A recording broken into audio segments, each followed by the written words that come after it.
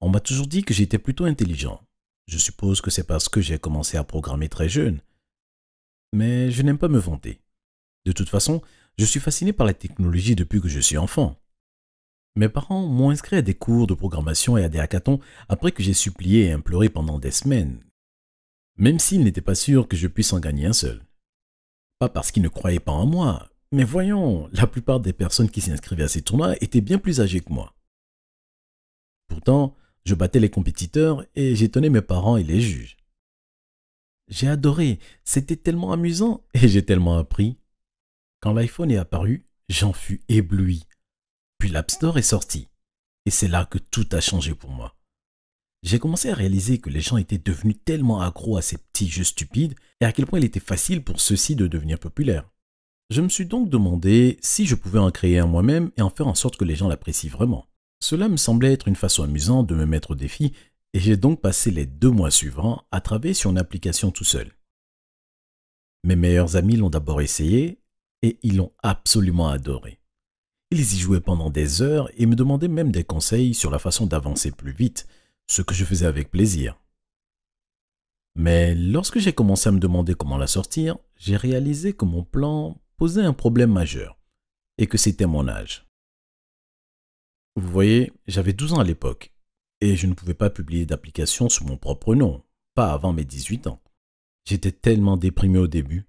J'avais mis tant d'efforts et c'était un produit formidable, mais personne n'allait pouvoir en profiter. Personne, sauf mes amis. Mais je ne trouvais pas que c'était suffisant. J'en ai parlé à mes parents ce soir-là. J'avais le cœur brisé. Je leur ai expliqué combien j'avais travaillé dur sur ce produit et je leur ai demandé, je les ai même suppliés, de me laisser le publier sous leur nom. Nous avons discuté de l'idée pendant un certain temps et je peux dire qu'ils étaient un peu hésitants au début. Mais finalement, mon père m'a adressé le même sourire qu'il m'avait adressé quand il avait accepté de me laisser entrer dans tous ces hackathons. Il m'a dit « D'accord fiston, si tu le veux tant que ça, on va essayer. » Et j'ai su tout de suite que j'aurais toujours le soutien de mes parents, quand bien même mes ambitions leur sembleraient étranges. Vous devez comprendre, j'étais à peine plus qu'un adolescent, et bien que j'ai toujours été précoce, j'étais encore un enfant à leurs yeux. Ils s'inquiétaient pour moi et ne voulaient pas m'exposer au monde trop tôt, ce que je saisissais très bien. Ils ont quand même soutenu mes rêves et nous avons publié l'application pensant que quelques personnes l'aimeraient et que ça serait un bon point de départ pour moi plus tard dans la vie. Eh ben, on n'avait jamais imaginé ce qui allait se passer ensuite. Mon jeu est devenu un succès du jour au lendemain. Il a presque immédiatement commencé à porter ses fruits. Je n'arrivais pas à y croire. L'argent affluait par milliers chaque jour. Chaque heure, de plus en plus de gens le téléchargeaient. Je ne m'étais jamais senti aussi heureux. Les critiques étaient si positives et mes parents rayonnaient de fierté. Mais le plus beau, c'est d'avoir pu donner de l'argent à mes parents. Vous voyez, je viens d'une famille de la classe ouvrière. Mes parents ont dû se battre pour m'acheter à peu près tout ce que nous possédions. Et pourtant, ils ont toujours essayé de m'offrir tout ce qu'il y avait de mieux. Ils ont payé mes cours extrascolaires pour m'encourager à continuer à apprendre et j'ai été très reconnaissant de tous leurs efforts. Je voulais leur rendre un peu de tout ce qu'ils m'avaient apporté dans ma vie et cela m'a semblé si gratifiant. Finalement, la chose la plus folle s'est produite. Une grande entreprise a contacté mon père, qui était censé être le créateur du jeu. Il m'a appelé dans le salon ce soir-là et m'a fait part de l'offre qui lui avait été faite. Je ne pouvais pas le croire. C'était plus d'argent que je n'aurais jamais imaginé. Plus d'1 million de dollars. Et je n'étais qu'un enfant de 12 ans. L'offre semblait trop belle pour être vraie. Mais mon père s'est assuré qu'il ne s'agissait pas d'une sorte d'escroquerie et nous avons donc découvert que l'entreprise était absolument légale. Bien sûr, nous avons accepté immédiatement. Et mon père m'a dit à quel point il était fier de moi et que nous allions économiser la plus grande partie pour mon avenir. Je pourrais aller dans l'université de mon choix et me trouver un appartement quand je serai assez grand pour vivre seul. Bien entendu, j'étais d'accord avec tout cela, mais je voulais aussi aider ma famille et j'ai finalement pu le faire. Avant même d'avoir 13 ans. Ma vie a absolument changé après cela. Et ce jeu est vraiment devenu ma rampe de lancement vers une vie meilleure et plus réussie. C'est arrivé bien avant qu'aucun d'entre nous ne l'ait imaginé. Et je sais que rien de tout cela n'aurait été possible sans le soutien et l'amour inconditionnel de mes parents. Je leur serai donc toujours redevable. C'est bien d'être intelligent, mais rien ne bat l'amour de ses parents. Si vous avez aimé mon histoire sur la façon dont je suis devenu millionnaire, n'oubliez pas d'appuyer sur ce bouton et de regarder les autres histoires sur la chaîne. Et abonnez-vous. pour ne pas manquer la prochaine vidéo. Salut, je m'appelle Alex et voici comment j'ai gagné 100 millions de dollars à 13 ans. Vous voyez, mes parents étaient très riches. Ils possédaient plusieurs entreprises prospères et gagnaient des millions chaque mois. Même s'ils avaient plus d'argent qu'il n'en fallait pour m'acheter tout ce que je voulais, ils ne dépensaient pas de sommes astronomiques pour répondre à mes demandes. Bien sûr, j'avais des vêtements neufs et je ne manquais de rien, mais ils ne me laissaient jamais rien acheter d'extravagant. Je comprends qu'ils voulaient m'apprendre la valeur de l'argent, mais ça m'ennuyait quand même beaucoup. Je réclamais toujours de beaux cadeaux et ils refusaient toujours sauf pour Noël et mon anniversaire. À l'école, j'étais toujours très populaire. Les autres enfants voulaient être avec moi et je m'amusais beaucoup en classe. J'avais de très bonnes notes et tous mes professeurs semblaient m'apprécier. Mes camarades de classe voulaient faire un tour avec moi dans la magnifique voiture que mon père m'avait achetée. J'étais très jeune, alors vous devez bien imaginer que je ne la conduisais pas. J'avais un chauffeur personnel pour me déplacer en toute sécurité. Maintenant, je me rends compte qu'il ne m'appréciait qu'à cause de l'argent de mon père, mais ça ne me préoccupait pas vraiment à l'époque. C'était agréable d'être si populaire et de toujours avoir des gens qui voulaient passer du temps avec moi. J'avais l'impression d'être important. Mais un jour, tout a changé.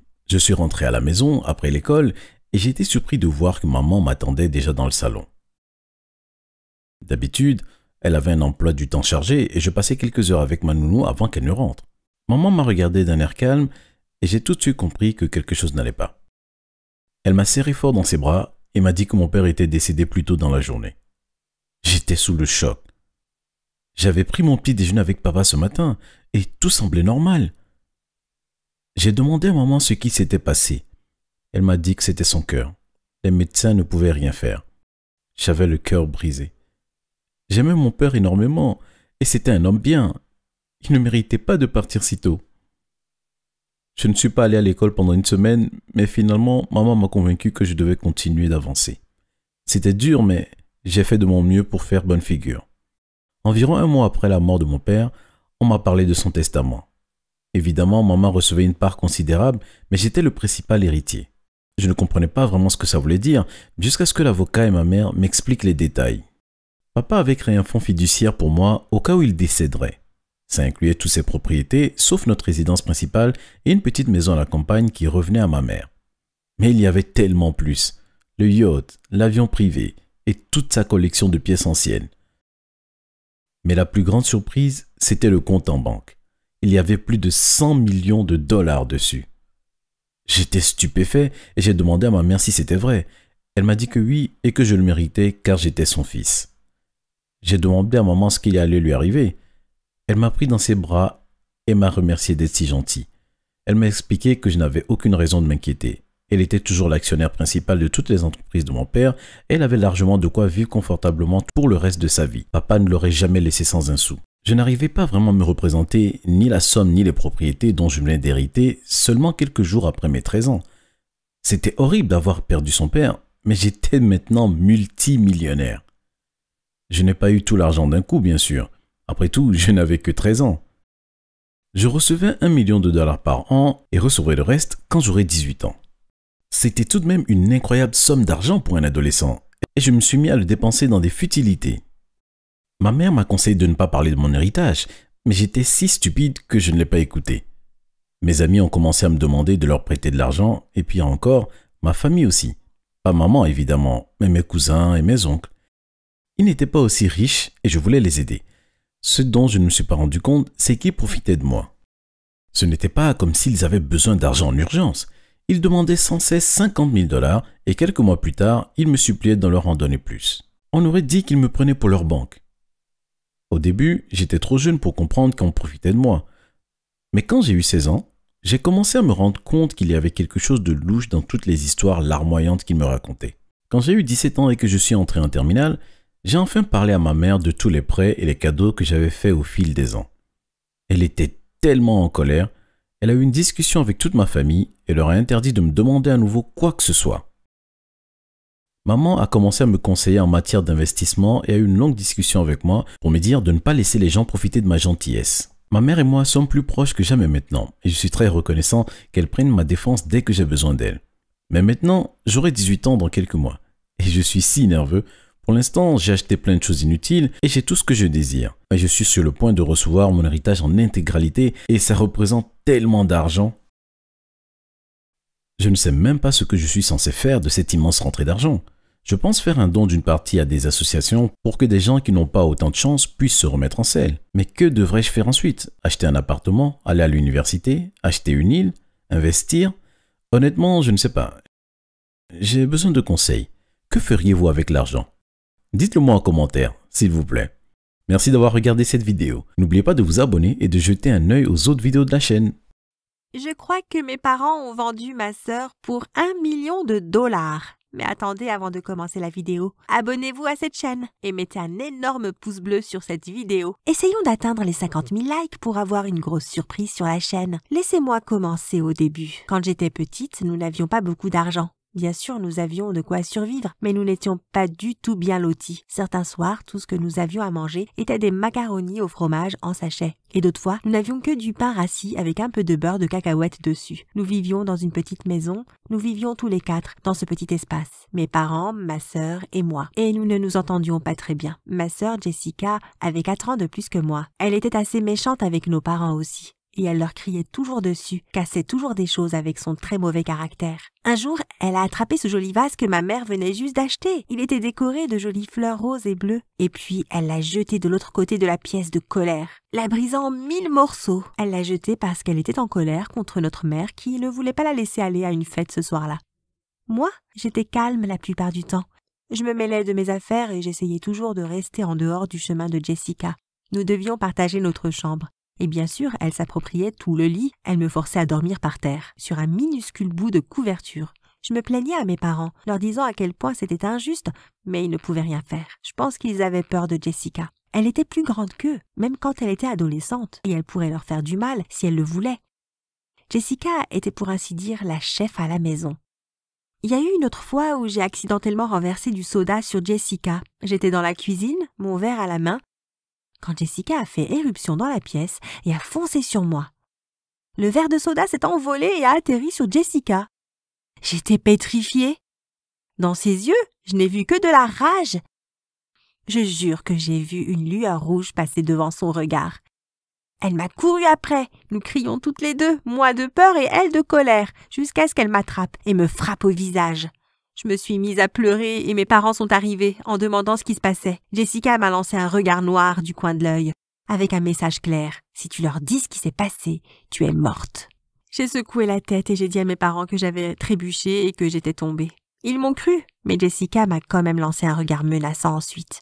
Ma sœur était épouvantable. Je crois vraiment que c'était les pires années de ma vie. Chaque jour était un cauchemar, à essayer de survivre au tempérament de feu de Jessica. Mes parents étaient gentils, mais ils étaient faibles face à Jessica, et elle obtenait tout ce qu'elle voulait, ou du moins tout ce que nous pouvions nous offrir. Mais ensuite quelque chose a changé. Progressivement au début, avant que toute ma vie ne change du tout au tout. Nous avons commencé par avoir de meilleures provisions. Ma mère rentrait des courses, parfois en souriant, et des sacs étaient remplis de légumes frais, de viande et de produits sains. Elle a même acheté pour elle et mon père une bouteille de ce vin très élégant. J'étais très confuse. Ni l'un ni l'autre n'avait trouvé un nouveau travail. Comment pouvaient-ils se payer toutes ces choses chères? Mais je n'y prêtais pas trop attention. J'étais juste contente d'avoir de la nourriture plus saine et plus appétissante. Quelques semaines après ça, mes parents ont acheté une nouvelle voiture. C'était cette Honda rouge aux lignes racées, 6 places et avec des écrans à l'intérieur. Je n'arrivais pas à y croire. Ça avait dû coûter une fortune.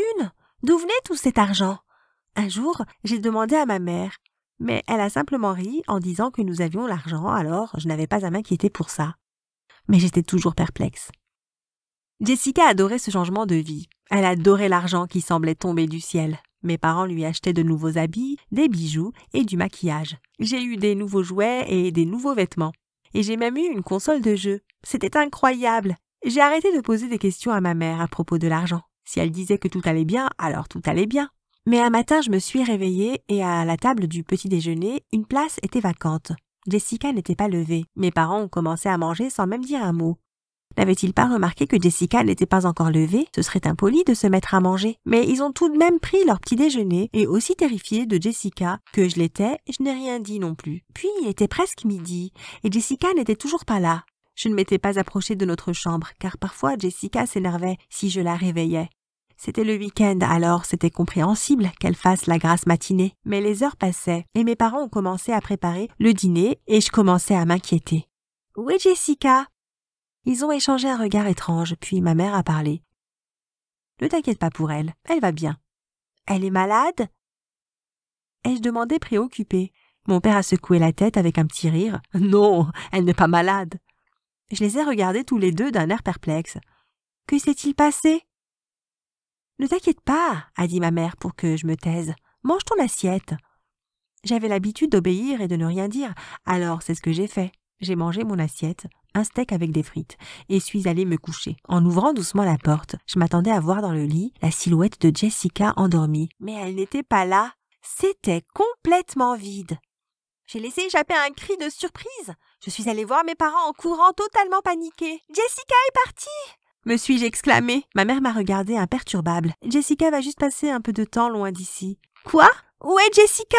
Elle est mieux là où elle est. Mes yeux se sont écarquillés à ces mots. Mais il m'a touché le bras dans un geste consolateur. Non, pas dans ce sens-là, a-t-il dit. Jessica va bien. C'est juste qu'elle va passer quelques jours ailleurs. Mais tu devrais te réjouir. Tu as la chambre pour toi toute seule. J'ai lentement hoché la tête. Mais où est-elle? Ma mère a froncé les sourcils. Arrête avec tes questions. Va te coucher. Mais ai-je commencé avant que mon père ne m'interrompe? Écoute ta mère, a-t-il dit. J'ai baissé les yeux, déconfite, et j'ai traîné les pieds vers ma chambre. Le lit était toujours vide. Je pouvais dormir dedans cette nuit. Je me suis glissée sous les couvertures. C'était si confortable. Je pourrais peut-être m'habituer à l'absence temporaire de Jessica. Je n'avais jamais aussi bien dormi que cette nuit-là. Mes parents ont dit que Jessica ne serait partie que quelques jours, mais ensuite, la première semaine est passée. Et toujours pas de Jessica. Puis 2 semaines, puis 1 mois. Je détestais l'admettre, mais Jessica me manquait. J'ai de nouveau demandé à mes parents où était Jessica, mais ils m'ont juste dit de me taire. Et pendant ce temps, de plus en plus d'argent semblait nous tomber dessus. Nous avons eu une nouvelle télé, nous avons eu de nouveaux électroménagers. J'ai vu ma mère se pavaner avec un collier de diamants. Mon père avait une montre Rolex. J'ai même eu un nouveau téléphone, le dernier modèle. Et Jessica n'était toujours pas là. J'ai commencé à avoir des soupçons. Quand va revenir Jessica? Ai-je demandé. Mes parents me regardaient d'un air ahuri et me demandaient d'arrêter de poser des questions.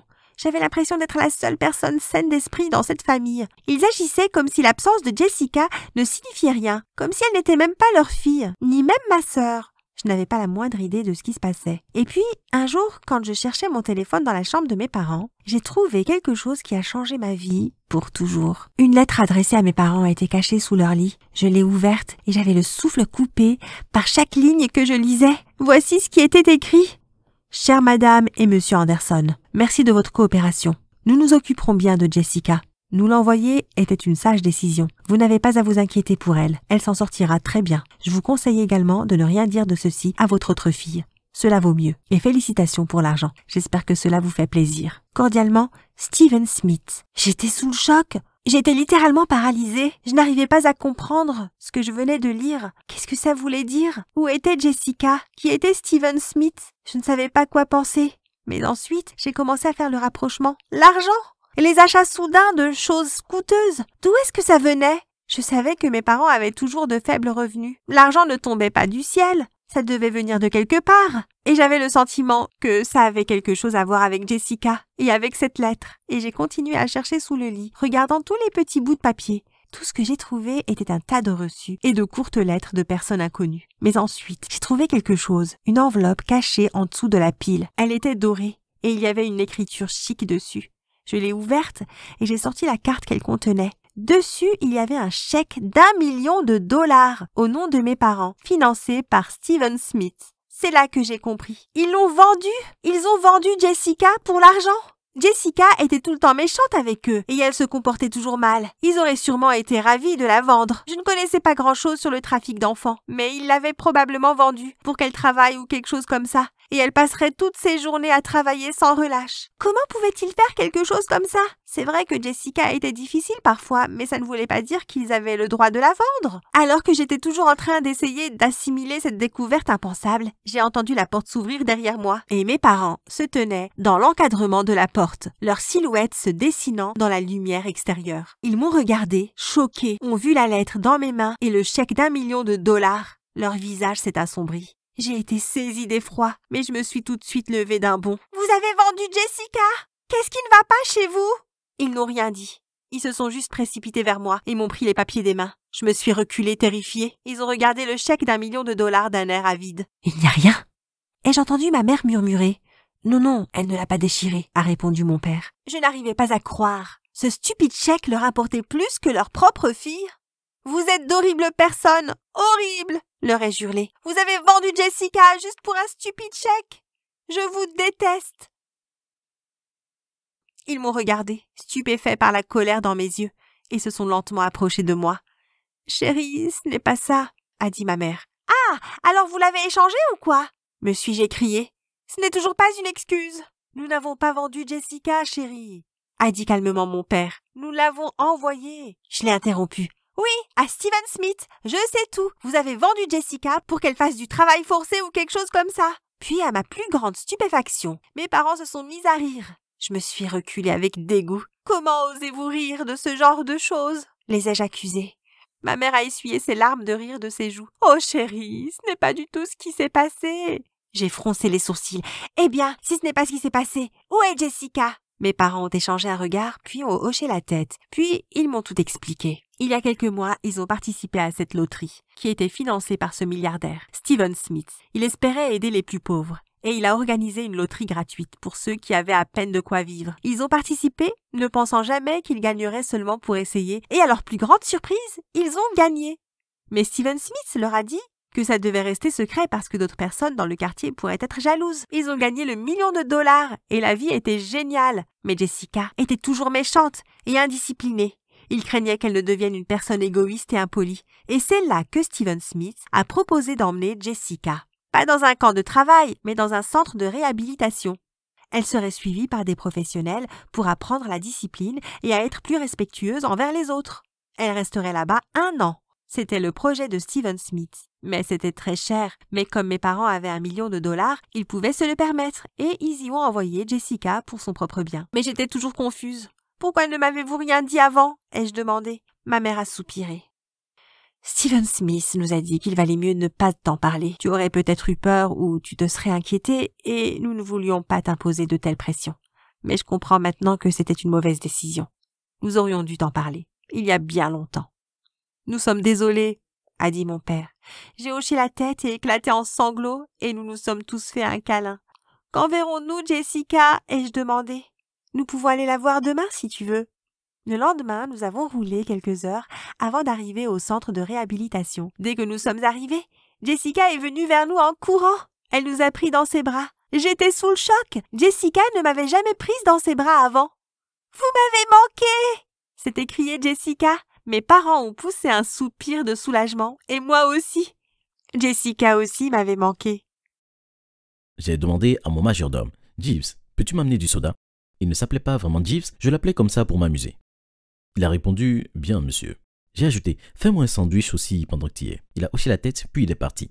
Le fait que les gens me parlent en utilisant « monsieur » me fait sentir important, surtout depuis que je suis simplement en dernière année du collège. Mes parents possédaient plusieurs hôtels de luxe dans le Pacifique Sud et en plus, ma mère était l'héritière d'une immense fortune. Si vous voulez aussi beaucoup d'argent, faites en sorte que cette vidéo ait 50 000 j'aime et tous ceux qui regarderont cette vidéo deviendront riches. Vraiment. Je pense donc que vous pouvez dire que j'ai grandi comme un prince. Les serviteurs me dorlotaient et je n'avais rien à faire par moi-même. Ma chambre avait la taille de la maison d'une famille modeste et je n'exagère pas. Il y avait tout ce que vous pouvez imaginer. J'avais mes propres bornes d'arcade, 2 télés, une machine à barbe à papa, un cours de basket, un jacuzzi et une partie que j'aimais appeler le zoo. Ce n'était pas vraiment un zoo bien entendu, mais c'était là où je gardais les animaux exotiques. Un singe écureuil, un python royal, un dragon de Komodo et un caniche que j'appelais Franck. Mais à part ça, j'étais un enfant tout à fait normal. J'aimais les jeux vidéo, sortir avec mes autres amis riches et faire du sport, surtout du football américain. Le bon côté dans ma vie, c'est que mes parents ne sont ni sévères ni cherchent à contrôler ma vie. Ils voulaient que je grandisse en étant autonome et indépendant. Ça veut dire qu'ils me laissaient faire tout ce que je voulais. Je sortais donc avec mes amis et je faisais tout ce que je voulais faire. Un samedi après-midi, après l'entraînement de football américain, j'étais en train de me promener en ville avec mon ami Andy. On avait très faim après un entraînement difficile. On a donc décidé de s'arrêter devant un 7-Eleven pour prendre quelque chose à grignoter. En sortant du bâtiment, avec une boisson de la taille de ma tête, un vieil homme a heurté mon épaule et la moitié de ma boisson s'est renversée sur le trottoir. J'ai dit furieux « Hé, regarde où tu vas !» Il a répondu « Je suis désolé ». Je l'ai bien regardé et j'ai vu qu'il portait des habits sales et il semblait ne pas avoir pris de douche depuis des mois. Il a alors demandé. Je n'ai rien mangé de la journée. Auriez-vous 5 dollars? Bien sûr, j'ai dit en mettant la main dans ma poche. Je lui ai donné l'argent. Il a alors ajouté. Je n'ai rien à manger demain aussi. Avez-vous un peu plus d'argent? J'ai regardé Andy et on a commencé à rigoler. J'ai alors dit, monsieur, je vous ai déjà donné 5 dollars, ça suffit. Il s'est mis à crier. Tu n'es qu'un gamin gâté pourri et tu comprendras jamais ce que c'est d'être comme moi, SDF et abandonné par tout le monde. Tu ne comprendras jamais ce que c'est de ne rien avoir.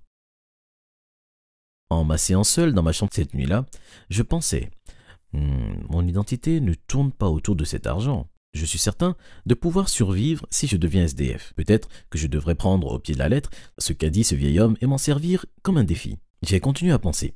Je vais quitter ma vie parfaite pendant un petit moment. J'ai besoin de me préparer. Le lendemain matin, j'ai convaincu mes parents de m'envoyer dans un collège d'élite en France pendant 1 an. En été, et il était prévu que j'aille dans un collège d'élite dans les alentours pendant quelques semaines. J'ai expliqué que déménager en France serait bien mieux pour mon développement et mon indépendance. J'allais également apprendre une nouvelle langue et ils ont tout de suite accepté. On fait les préparatifs et on prit le billet d'avion. Je n'en revenais pas à quel point c'était si simple. En réalité, j'allais simplement déménager dans une autre ville pas loin. Mais je m'étais déjà inscrit dans un collège banal là-bas. Au moment de partir, j'ai fait semblant d'avoir tout préparé et d'être prêt à partir pour ma nouvelle école. Mes parents m'ont déposé à l'aéroport et dès qu'ils sont partis, j'ai pris le bus en direction de la ville. J'ai retrouvé le vieil homme que j'avais heurté quelques semaines plus tôt et je lui ai donné ma valise.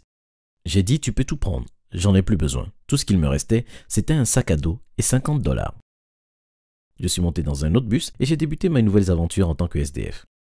Quand je suis arrivé à mon arrêt, je suis descendu du bus. Je pensais alors, et maintenant? Je n'avais aucune idée de ce que j'étais censé faire en tant que nouveau SDF. Alors, j'ai simplement marché sans but pendant quelques heures. J'ai commencé à me sentir vraiment fatigué et la nuit commençait à tomber. J'ai donc décidé de m'asseoir à une table devant un café. Une serveuse est venue à ma rencontre et m'a dit « Excusez-moi monsieur, mais ces chaises sont réservées aux clients. » Je suis entré, puis j'ai acheté un chocolat chaud et je suis ressorti. Il ne me restait plus que 40 dollars. Je ne sais pas quand c'est arrivé, mais je me suis endormi et j'ai été réveillé quelques heures après par la même serveuse. Elle a alors dit « On va fermer, vous devez partir. » Je me suis levé, j'ai traversé la rue et j'ai attendu qu'ils rangent tout et qu'ils partent. Ensuite, je suis allé m'asseoir à même le sol en face du café. J'ai sorti mon téléphone et j'ai envoyé un SMS à mes parents. « Et je suis bien arrivé, c'est super la France. » Ils ont répondu « Tant mieux, amuse-toi bien. » C'est devenu mon habitude journalière. Je marchais à travers la ville et je trouvais différentes places pour me rafraîchir les idées. Dans les bibliothèques, les restaurants, n'importe où. J'ai fait la manche pour avoir assez d'argent pour manger et quand c'était l'heure de dormir, je retournais en face du café. J'étais si reconnaissant de mon premier jour d'école car ça voulait dire que j'allais faire une pause de cette habitude que j'avais prise. L'école semblait sur le point de s'écrouler et les étudiants étaient loin d'être du même genre de ceux que j'avais l'habitude de fréquenter. J'ai trouvé ma première classe et je me suis assis au fond. Des morceaux du plafond manquaient. L'éclairage était à revoir et la clim ne fonctionnait pas. Mais c'était le dernier de mes soucis. Toutes les personnes qui entraient dans la classe se tournaient vers moi. L'un de mes camarades de classe m'a dit « Ce gars pue la merde ». Il me pointait du doigt pendant que ses amis se rassemblaient autour de lui en riant. Les profs n'étaient pas beaucoup mieux. Ils étaient méchants, durs et ils semblaient tous détester leur boulot. C'était le pire jour de ma vie. Je me suis assis seul dans la cafétéria pour manger mon repas quand une fille est arrivée et s'est assise en face de moi. Elle a dit « Salut, je m'appelle Mélodie ». J'ai répondu « Je m'appelle Eric ». C'était embarrassant de parler à une fille dans ces conditions. Elle a alors demandé « Je t'ai vu plusieurs fois en train de dormir dehors. Tu vis dehors? Où sont tes parents ?» J'ai menti en disant « Mes parents sont morts dans un accident de voiture et je suis seul. » Elle a ajouté « N'as-tu pas d'autres membres de ta famille qui pourraient prendre soin de toi ?» J'ai répondu « Non ». Elle a dit « C'est vraiment triste d'entendre ça. » Elle semblait vraiment sincère. Elle a glissé un bout de papier rose dans ma main, puis elle est partie. Je l'ai déplié et il y avait l'adresse d'un refuge écrit dessus. Après les cours, j'ai décidé d'aller directement là-bas, car j'avais besoin d'une bonne douche. Je voulais aussi dormir dans un vrai lit et peut-être changer d'habit. Au moins, je serais propre pour aller à l'école le lendemain. Ça m'a pris un moment pour trouver le refuge, mais quand je l'ai trouvé, j'ai frappé à la porte et une vieille dame toute gentille m'a ouvert. Elle a demandé « Bonjour, puis-je vous aider ?» J'ai alors dit « C'est bien ici le refuge pour SDF ?» Je me demandais si je pouvais passer la nuit ici. Elle a répondu « Je suis désolé, mais nous sommes complets ce soir. Essayez de revenir demain. » Tout à coup, j'ai vu Mélodie apparaître derrière elle. Qu'est-ce qu'elle pouvait bien faire là? Elle a dit à la femme « Marcia, ça va aller. » Puis elle a dit « T'inquiète pas Eric, tu peux rester dans ma chambre ce soir. Je dormirai sur le canapé. » Mélodie, tu es... Mais avant de pouvoir finir ma phrase, elle s'est expliquée. Elle a dit « Je suis SDF aussi. Je vis parfois ici avec ma mère. C'est ma vie depuis 10 ans. On avait autrefois une maison, mais mon père est parti et n'est jamais revenu. Ma mère ne pouvait pas continuer à payer seule le loyer et on était forcé de vivre dans la rue jusqu'à trouver cet endroit. Je me sentais vraiment mal de voir que des gens devraient vivre comme ça. Pour moi, ce n'était qu'une expérience, mais pour elle, c'était la réalité. Pour les semaines suivantes, j'ai passé un marché avec le propriétaire du refuge, Marcia. Je pouvais rester tant que je l'aidais à nettoyer. Elle m'a appris à cuisiner et avant de m'en rendre compte, préparer le petit déjeuner et le dîner était sous ma responsabilité. C'était drôle au début parce que je ne savais même pas comment utiliser une cuisinière. J'étais également responsable du nettoyage de la salle de bain. Au début, ça rendait folle Marcia, car je n'avais aucune idée de ce que je faisais. Je n'ai jamais rien nettoyé chez moi. Je me suis rapproché de Mélodie au fil du temps. On s'asseyait côte à côte en classe et on passait la plupart du temps ensemble. Elle était drôle, gentille et généreuse. Elle avait un grand cœur et avant de le voir, je suis tombé amoureux. Quand je lui ai dit mes sentiments, elle m'a dit ressentir la même chose. Et c'était le début de ma première relation. Mais la réalité planait au-dessus de ma tête. Bientôt, mon expérience d'1 an allait se terminer et je devais lui dire la vérité. Elle était tombée amoureuse de moi pour autre chose que ce que j'étais vraiment. Mes problèmes ont augmenté quand Marcia s'est assise à côté de moi un soir en disant qu'elle avait quelque chose d'important à me dire. Elle a alors dit « Eric, je suis contente que tu sois venu vivre dans ce refuge et que j'ai pu t'aider. Tu continues de devenir un jeune homme remarquable et je suis fière de toi. Mais je suis toujours triste de voir que tu n'as pas de vraie famille. Et bien sûr, je me demandais comment tu te sentirais si je devenais ta mère adoptive. » Je suis resté sans voix. Elle a ajouté « Je veux dire, je sais bien que je ne pourrai jamais remplacer ta mère biologique, mais je n'aime pas penser que tu aies à vivre cette vie tout seul. Je veux juste que tu saches que je serai toujours là pour toi, quoi qu'il arrive. » J'ai alors décidé de tout lui dire. J'ai tenu ses mains et je l'ai remerciée pour avoir été si gentille et si accueillante. Puis je lui ai tout dit. Qui j'étais vraiment, d'où je venais, le fait que j'avais des millions et que ce n'était qu'une expérience pour moi.